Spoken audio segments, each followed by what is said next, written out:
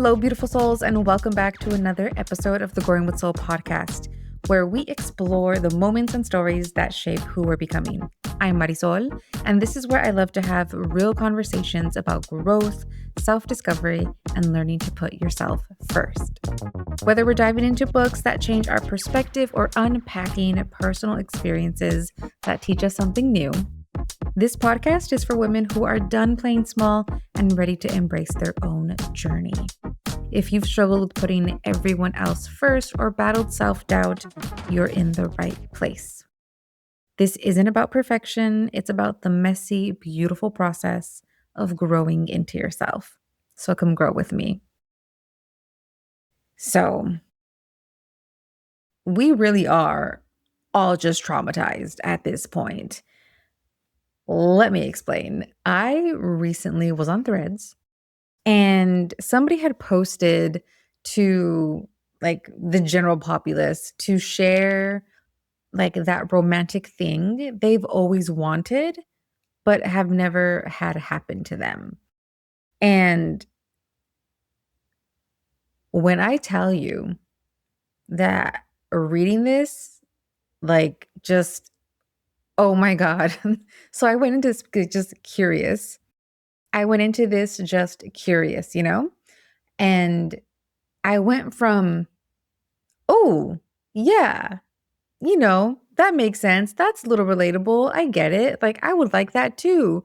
To oh, this is a little too relatable.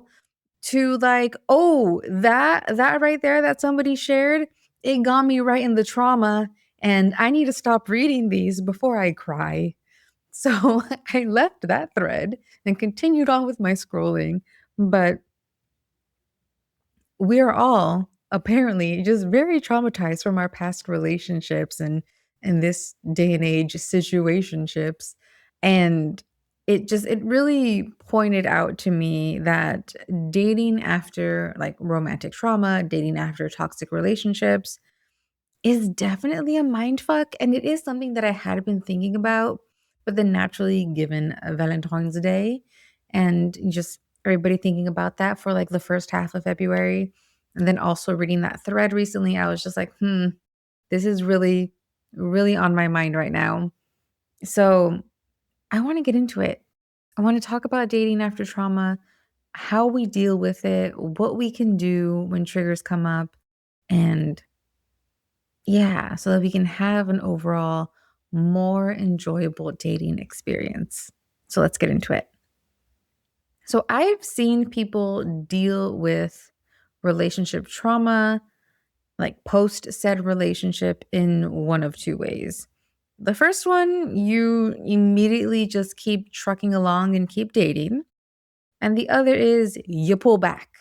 You just full stop, no more dating, no more people, nothing. You're just gonna go back into my shell. And from what I'm seeing on the internet, that second one seems to be the more popular option nowadays. It seems like a lot of women specifically are making the conscious decision to just pull back and to no longer date. And it's women of all ages as well. I mean, I spend a lot of time on Threads, but I'm also seeing women who are older, who are maybe post divorce, are just choosing to no longer date after said divorce. And for some women, it's been years, it's been decades. So, and yes, it's all anecdotal, but given how often it is discussed, I think it's noteworthy. With these two modes of either just continuing to date or taking a time out and pausing your dating altogether, one thing that definitely needs to be happening is healing. So, however you are choosing to continue moving about, dating and life afterwards, healing definitely needs to be taking place. Personally, I would not recommend jumping into another dating situation without processing your emotions and processing what you experienced in that toxic relationship. I think it would be very beneficial to just take, even if it's a little bit of time, to pause, reflect, and process. And the thing is, Like, if you do want to continue dating or you happen to meet someone, like, I get it. Like, I've known people in my life as well who have done that, and it's worked out lovely for them. At the same time, as soon as we begin dating again, triggers will happen. Like, it's just that's just the nature of us, the nature of people. Something will happen that will be a trigger, and then we're gonna have to deal with it. It would be the healthy thing to deal with it at least. So, whether or not you choose to continue dating or to pull back, once you do start dating again, the trigger will be there eventually. So, what can we do to help us heal? Even if we continue to date or we choose to pull back, what are the steps that we can take to help us heal after a traumatic relationship or a just toxic relationship? We can get a coach, you can get a therapist, you can find creative outlets to help you process all the emotions. Somatic therapy is also phenomenal, trauma being stored in the body, somatic therapy being a phenomenal release of that trauma. And that's really just naming a few different strategies. There are plenty of other things that people can do as well. To give you a little bit of an example for myself, because as I've talked about on this podcast, not quite a bit, but a bit, I have experienced emotional abuse. So for me, after leaving that relationship, what did I do in order to heal? I was very much one of the people who pulled back. I am extremely introverted as an individual. So my natural instinct is to not be around people. So when I experienced something traumatic and I was going through depression and all those things, then very naturally pulling back and also isolating myself was just something that felt like the correct thing for me to do. With that being said, since I was also dealing with depression, dealing with CPTSD because of, as a result of this traumatic relationship, I did quite a few different things in order to heal before dating again. First and foremost, I did do coaching. I also did somatic therapy. Again, trauma being stored in the body, somatic therapy being phenomenal for that. I, again, being the nerd that I am, did a ton of reading to further understand my experiences. And by no means am I talking about intellectually bypassing your emotions and your trauma. Like, I am a huge proponent of feeling your feelings to process your feelings and not intellectualizing them. At the same time, part of me felt like there was something I didn't know and I needed to learn it. And I learn best by academia. So I read a lot about emotional abuse and narcissistic abuse and narcissism in general and like all that stuff. So I did a lot of reading about that to better understand my experiences and also a lot of reading around setting boundaries and being able to hold boundaries and things like that.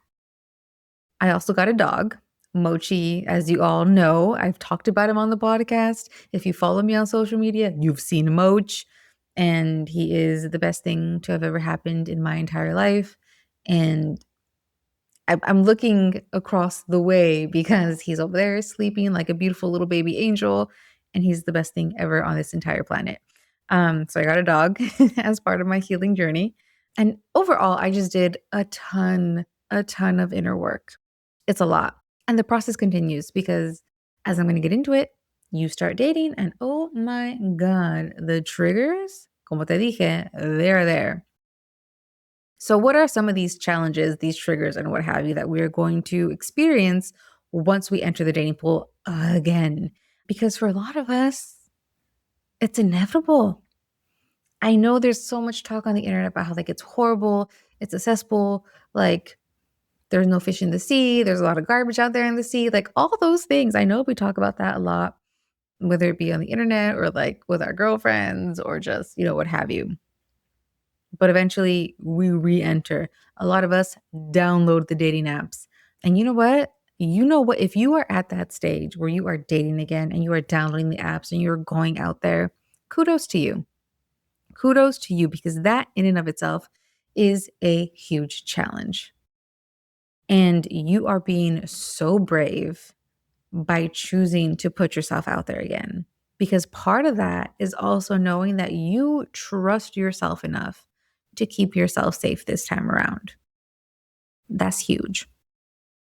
But once we find a person to go out with, and maybe we go on one, two, maybe three dates, you're talking, you're texting, you're getting to know them, and people are imperfect.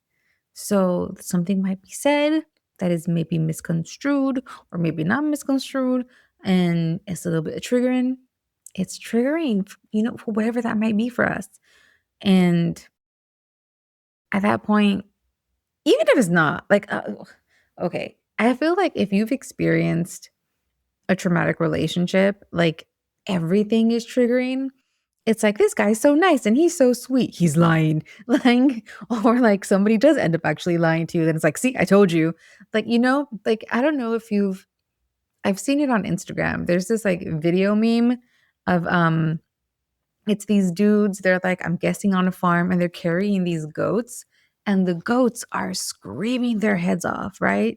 Because these big dudes are carrying them and they're screaming. And like the little captions on the video are like, it's like me when I finally find a healthy man who wants to like love me and build a healthy relationship with me. And like you're the goat screaming your head off.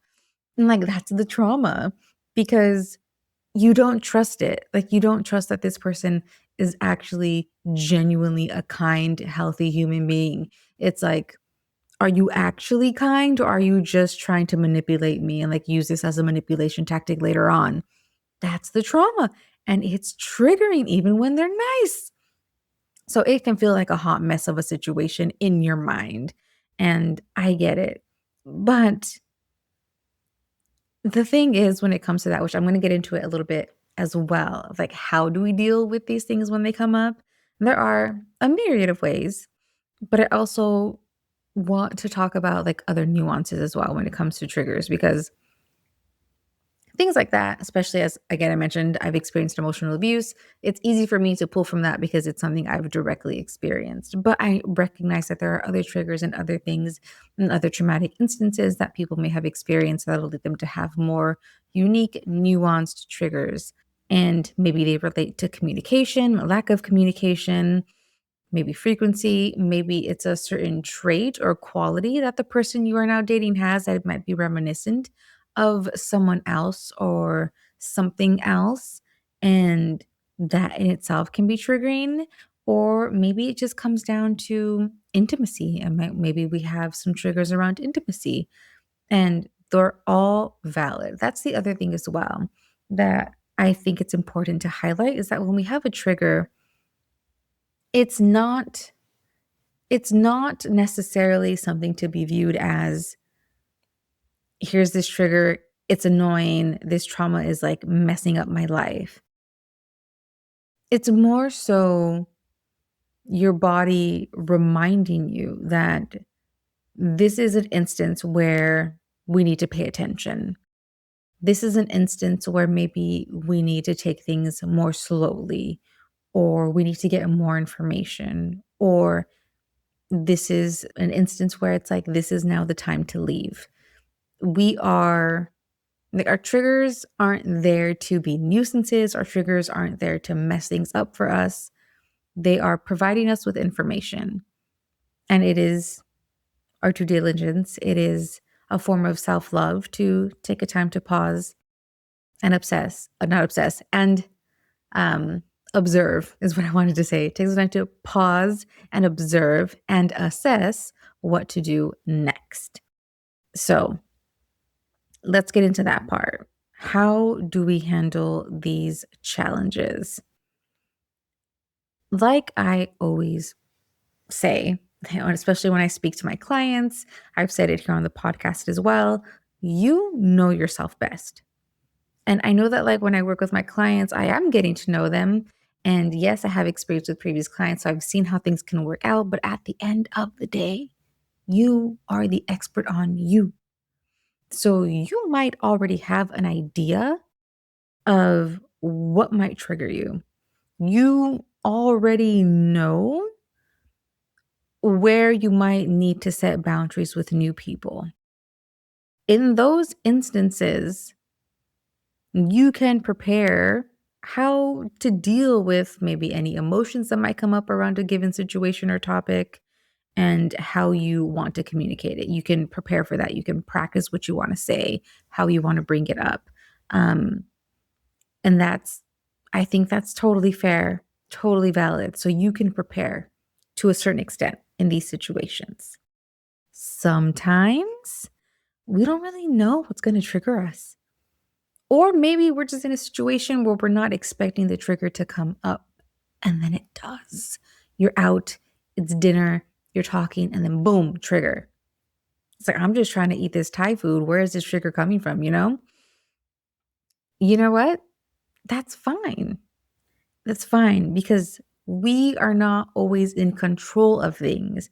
So this is bound to happen. And in these cases, it can be extremely helpful to remind yourself that you are now safe. You're dealing with a new person, a different person who isn't necessarily going to respond in the same way that that previous person who harmed you did. And you are able to, in this situation, communicate differently. You are able to set boundaries, and this new person isn't necessarily going to respond the same way that previous person did. You get to remind yourself in these situations that dating is a choice. Who you date is a choice. And if the person you are now going out with responds in a way that is not conducive to building a healthy partnership, you can leave. That's the beautiful thing. You never have to talk to that person again if they are disrespectful or if they just respond in a way that isn't going to be the best for you. Additionally, I do want to highlight that when we are dating, we're getting to know someone. I feel like it kind of goes without saying, but again, one of the things that, depending on our previous experiences, that can help in these situations is like you're in a public space. You know, you're going on a date, maybe you're at a restaurant, maybe you're at a cafe, whatever it might be, like you're in a public space. So ideally, the person isn't having like this huge crash out on you after you express a boundary or what have you. But also, even if they do have maybe an inkling of a reaction that's like, I don't know if this is going to work for me, you can be like, hey, this isn't going to work out for me anymore. Gotta go. Deuces. Not like that. Don't say it like that. But, you're doing your due diligence to keep yourself safe. And then on top of that, doing your due diligence to keep yourself emotionally safe as well. When it comes to texting, that's the other thing that I think is really important nowadays as well, especially with using dating apps and all that. If you are triggered mid conversation through like a text convo, it's important to remind yourself that you don't have to respond right away. For some of us, that might be like, duh. But for some of us, that's not duh. Some of us might have anxiety and be like, oh, I need to respond right away, notification, or like whatever trauma we might have around that. And it is a way of practicing healthy communication to know that you don't have to respond right away. And it's a way of resetting yourself that you don't have to respond right away just because somebody messaged you. And you can take that a step further when something triggers you and maybe you need to assess. Because again, from my own experience, there have been times where I'm having a text conversation, where I've had a text conversation, and I'm like, okay, I'm triggered.